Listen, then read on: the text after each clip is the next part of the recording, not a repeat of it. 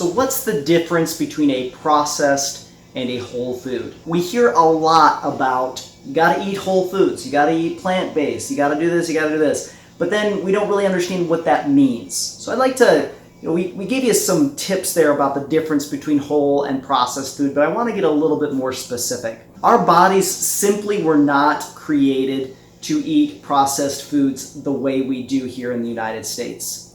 We were really designed as creatures to eat foods as close to their original state as possible. So when we just look at, let's just take sugar for an example, and we'll use like sugar coming from sugarcane. Sugar can come from several different sources, but we'll just take sugar from sugarcane. So here we have stalks of woody looking grass, and then they take that and they process it down into a fine powder. It is the processing at this level that becomes very, very damaging. Even like a whole stalk of sugarcane only produces like a tablespoon or two of sugar. It's very little. So you could sit there all day and gnaw on a piece of sugarcane and you're never gonna get too much sugar. When we process foods to that level, they really become toxic to us, and it doesn't matter what it is.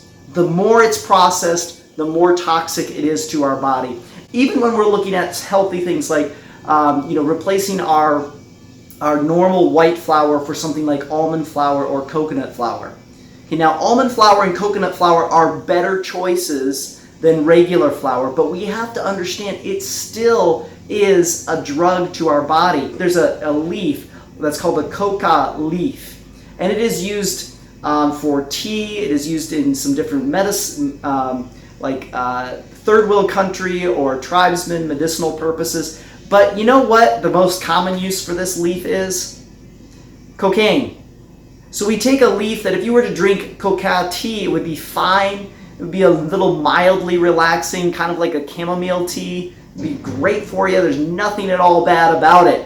But when you take that leaf and you heat it and you grind it up into a powder and then you snort it up your nose, you now have cocaine. When you process a food, you have to understand it becomes a drug. So processed sugar is a drug to our body, and it acts like a drug in our body. Now, when we're looking at things like flour is worse for us because of the gluten. Now, I'm not going to get into why gluten is bad for you or anything like that right now, but do understand almond and coconut flour and some other flour substitutes are better options, especially if they're organic, meaning they don't have genetically modified organisms that have made them, and they're not laden with pesticides. So those are real positives.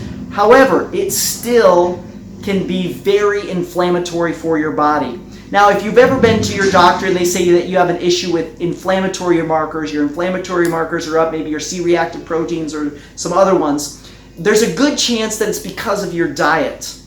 And if you have a chronically elevated immune system because of a poor diet, what that can do is that can eventually lead to autoimmune diseases. So you have to let the body have some time where there's no inflammation. A great way to really reduce your inflammation is by not eating processed foods. If you were to go for a month and just make it a goal for 1 month to not eat one processed food, that would be so amazing for your health.